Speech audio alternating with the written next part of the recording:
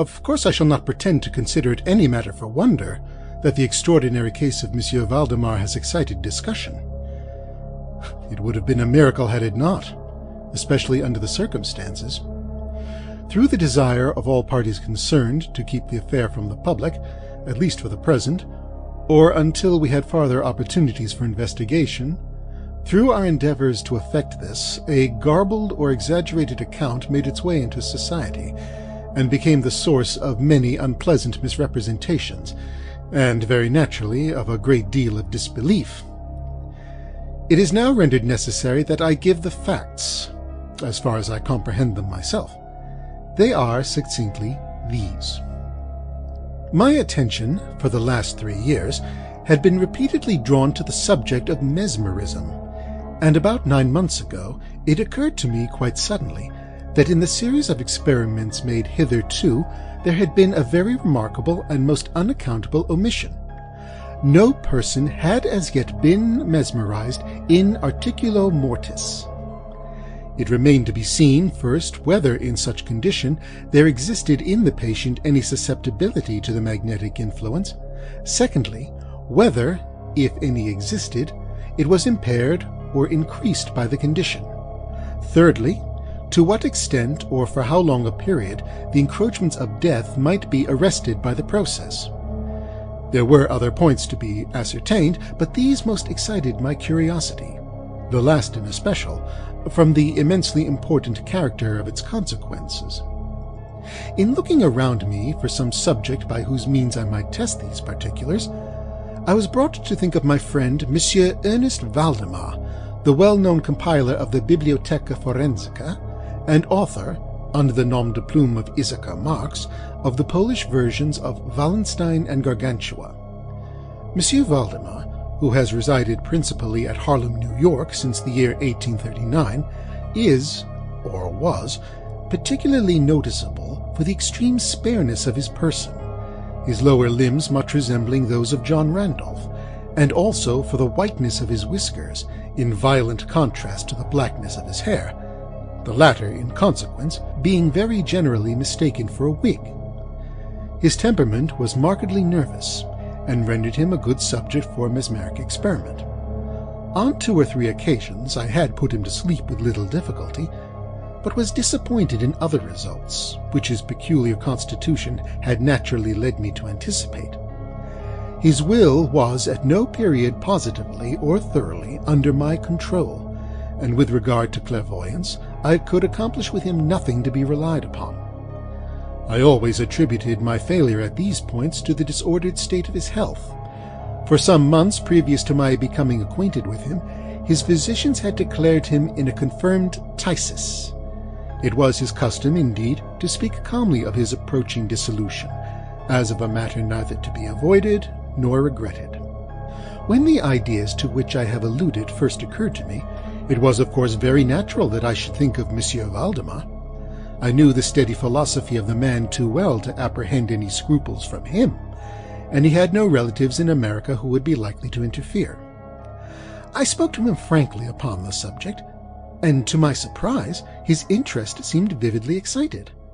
I say to my surprise, for although he had always yielded his person freely to my experiments, he had never before given me any tokens of sympathy with what I did.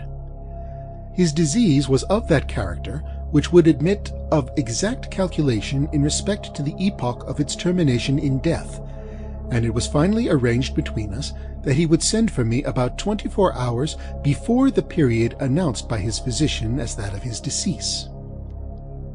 It is now rather more than 7 months since I received from Monsieur Valdemar himself the subjoined note.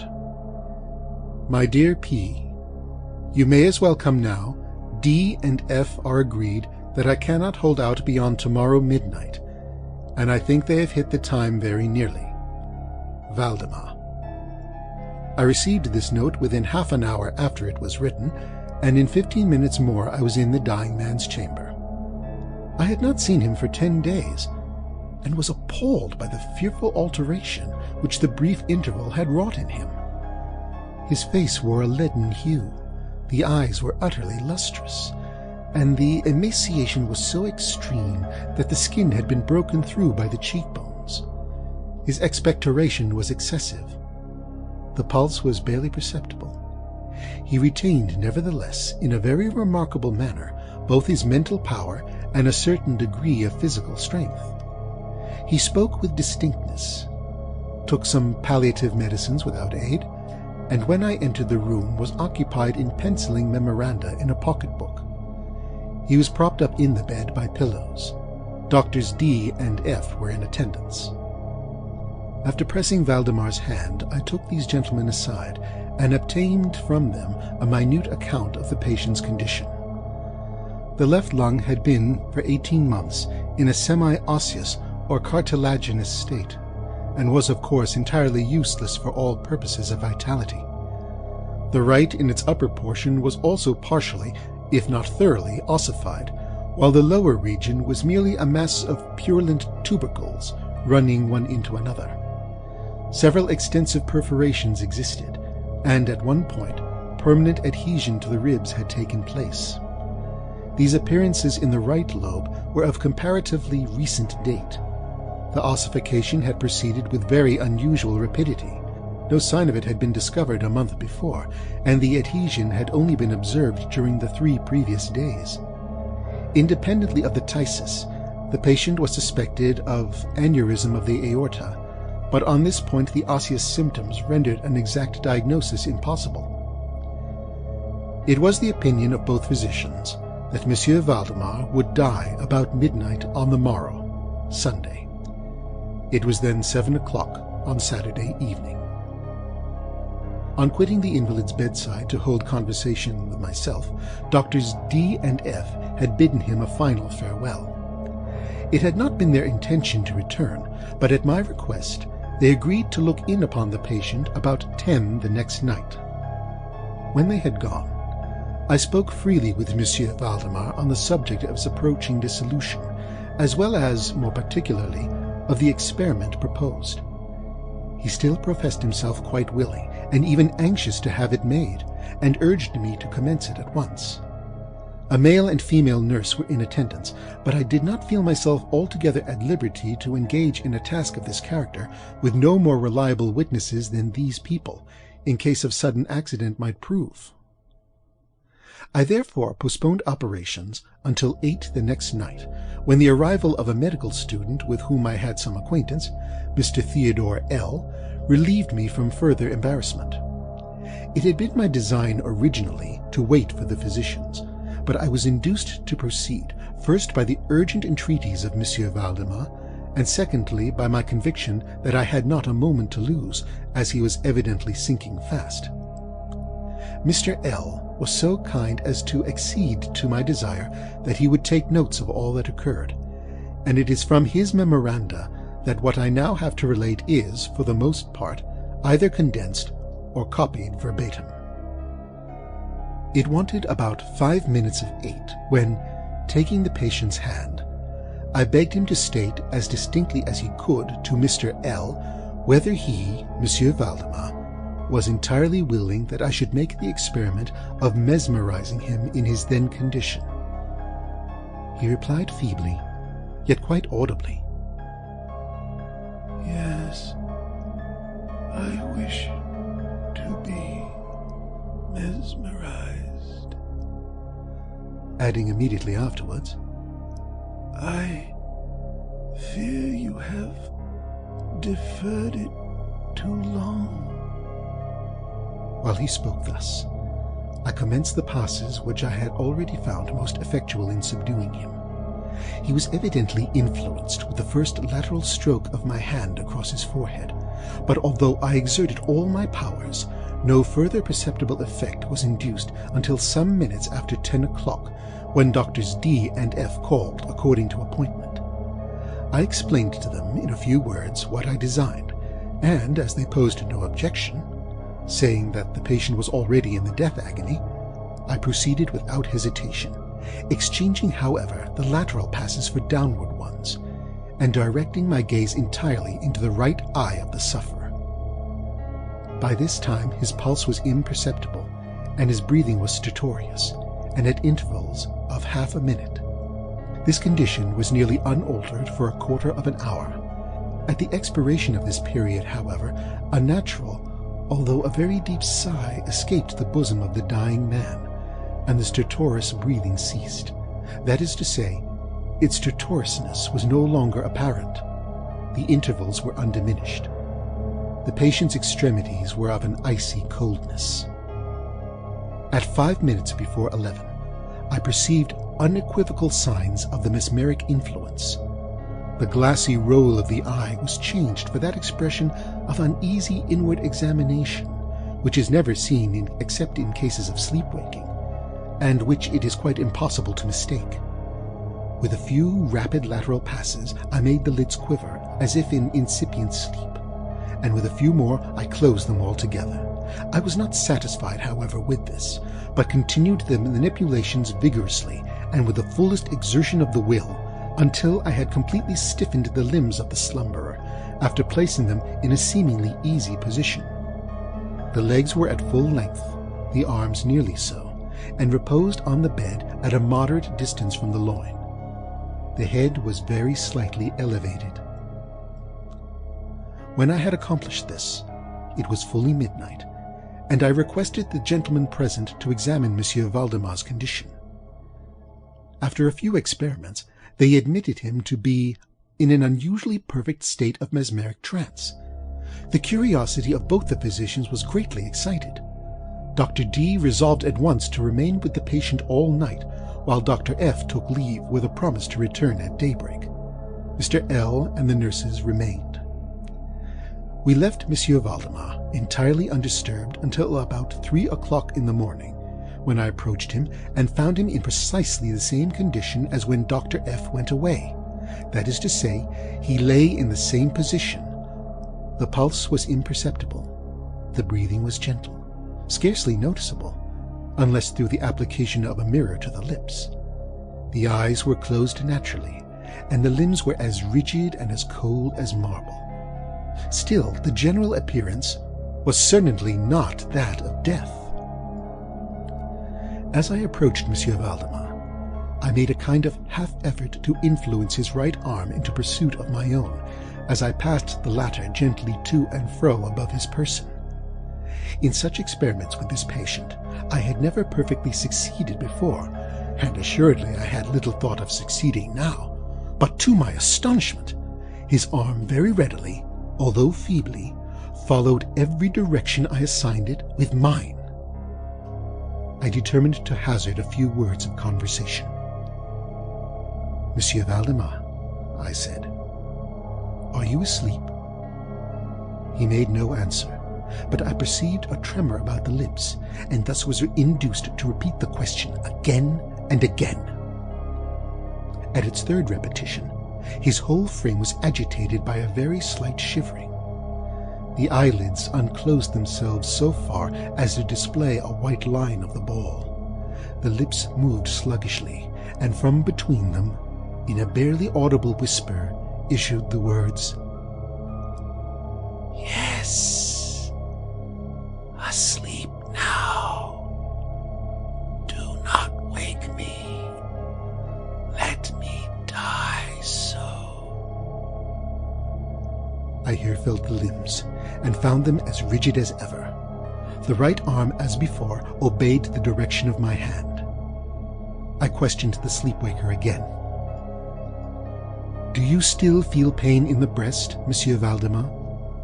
The answer now was immediate, but even less audible than before. "No pain. I am dying." I did not think it advisable to disturb him farther just then, and nothing more was said or done until the arrival of Dr. F, who came a little before sunrise, and expressed unbounded astonishment at finding the patient still alive. After feeling the pulse and applying a mirror to the lips, he requested me to speak to the sleep-waker again. I did so, saying, "Monsieur Valdemar, do you still sleep?" As before, some minutes elapsed ere a reply was made, and during the interval the dying man seemed to be collecting his energies to speak. At my fourth repetition of the question, he said very faintly, almost inaudibly, "Yes, still asleep, dying." It was now the opinion, or rather the wish of the physicians, that Monsieur Valdemar should be suffered to remain undisturbed in his present apparently tranquil condition until death should supervene, and this, it was generally agreed, must now take place within a few minutes. I concluded, however, to speak to him once more, and merely repeated my previous question. While I spoke, there came a marked change over the countenance of the sleepwaker. The eyes rolled themselves slowly open, the pupils disappearing upwardly. The skin generally assumed a cadaverous hue, resembling not so much parchment as white paper, and the circular hectic spots which hitherto had been strongly defined in the center of each cheek went out at once. I use this expression because the suddenness of their departure put me in mind of nothing so much as the extinguishment of a candle by a puff of the breath. The upper lip at the same time writhed itself away from the teeth which it had previously covered completely, while the lower jaw fell with an audible jerk, leaving the mouth widely extended and disclosing in full view the swollen and blackened tongue. I presume that no member of the party then present had been unaccustomed to deathbed horrors, but so hideous beyond conception was the appearance of Monsieur Valdemar at this moment that there was a general shrinking back from the region of the bed. I now feel that I have reached a point of this narrative at which every reader will be startled into positive disbelief. It is my business, however, simply to proceed. There was no longer the faintest sign of vitality in Monsieur Valdemar, and concluding him to be dead, we were consigning him to the charge of the nurses when a strong, vibratory motion was observable in the tongue. This continued for perhaps a minute. At the expiration of this period, there issued from the distended and motionless jaws a voice, such as it would be madness in me to attempt describing. There are indeed 2 or 3 epithets which might be considered as applicable to it in part. I might say, for example, that the sound was harsh and broken and hollow, but the hideous whole is indescribable, for the simple reason that no similar sounds have ever jarred upon the ear of humanity. There were 2 particulars, nevertheless, which I thought then, and still think, might fairly be stated as characteristic of the intonation, as well as adapted to convey some idea of its unearthly peculiarity. In the first place, the voice seemed to reach our ears, at least mine, from a vast distance, and from some deep cavern within the earth. In the second place, it impressed me, I fear indeed that it will be impossible to make myself comprehended, as gelatinous or glutinous matters impress the sense of touch. I have spoken both of sound and of voice. I mean to say that the sound was of distinct, of even wonderfully, thrillingly distinct, syllabification. Monsieur Valdemar spoke, obviously in answer to the question I had propounded to him a few minutes before. I had asked him, it will be remembered, if he still slept. He now said, "Yes. No. I have been sleeping. And now I am dead." No person present even affected to deny, or even attempted to repress the unutterable shuddering horror which these few words thus uttered were so well calculated to convey. Mr. L., the student, swooned. The nurses immediately left the chamber, and could not be induced to return. My own impressions I would not pretend to render intelligible to the reader. For nearly an hour we busied ourselves silently, without the utterance of a word, in endeavours to revive Mr. L. When he came to himself, we addressed ourselves again to an investigation of Monsieur Valdemar's condition. It remained in all respects as I have last described it, with the exception that the mirror no longer afforded evidence of respiration. An attempt to draw blood from the arm failed. I should mention, too, that this limb was no farther subject to my will. I endeavoured in vain to make it follow the direction of my hand. The only real indication, indeed, of the mesmeric influence was now found in the vibratory movement of the tongue whenever I addressed Monsieur Valdemar a question. He seemed to be making an effort to reply, but had no longer sufficient volition. To queries put to him by any other person than myself, he seemed utterly insensible, although I endeavoured to place each member of the company in mesmeric rapport with him. I believe that I have now related all that is necessary to an understanding of the sleep-waker's state at this epoch. Other nurses were procured, and at 10 o'clock I left the house in company with the 2 physicians and Mr. L. In the afternoon we all called again to see the patient. His condition remained precisely the same. We had now some discussion as to the propriety and feasibility of awakening him, but we had little difficulty in agreeing that no good purpose would be served by so doing. It was evident that, so far, death, or what is usually termed death, had been arrested by the mesmeric process. It seemed clear to us all that to awaken Monsieur Valdemar would be merely to ensure his instant, or at least his speedy, dissolution. From this period until the close of last week, an interval of nearly 7 months, we continued to make daily calls at Monsieur Valdemar's house, accompanied now and then by medical or other friends. All this time the sleep-waker remained exactly as I have last described him. The nurse's attentions were continual. It was on Friday last that we finally resolved to make the experiment of awakening or attempting to awaken him, and it is the perhaps unfortunate result of this latter experiment which has given rise to so much discussion in private circles, to so much of what I cannot help thinking unwarranted popular feeling. For the purpose of relieving Monsieur Valdemar from the mesmeric trance, I made use of the customary passes. These for a time were unsuccessful. The first indication of revival was afforded by a partial descent of the iris. It was observed, as especially remarkable, that this lowering of the pupil was accompanied by the profuse outflowing of a yellowish ichor from beneath the lids, of a pungent and highly offensive odour. It was now suggested that I should attempt to influence the patient's arm as heretofore. I made the attempt and failed. Dr. F. then intimated a desire to have me put a question. I did so as follows.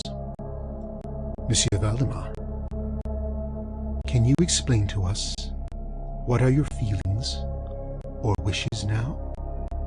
There was an instant return of the hectic circles on the cheeks.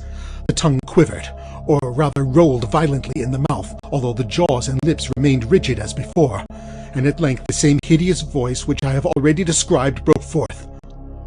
Oh, God, shake! Quick, quick! Put me to sleep! Oh, quick! Waken me, quick! I say to you that I am dead! Dead! Dead! I was thoroughly unnerved, and for an instant remained undecided what to do. At first I made an effort to recompose the patient, but failing in this, through total abeyance of the will, I retraced my steps and as earnestly struggled to awaken him. In this attempt I soon saw that I should be successful, or at least I soon fancied that my success would be complete, and I am sure that all in the room were prepared to see the patient awaken. For what really occurred, however, it is quite impossible that any human being could have been prepared. As I rapidly made the mesmeric passes, amid ejaculations of dead, dead, absolutely bursting from the tongue and not from the lips of the sufferer, his whole frame at once, within the space of a single minute or even less, shrunk, crumbled, absolutely rotted away beneath my hands. upon the bed before that whole company, there lay a nearly liquid mass of loathsome, of detestable putrescence.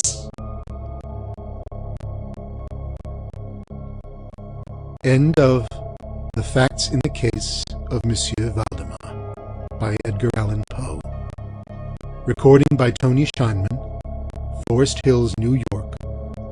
www.tscheinman.mysite.com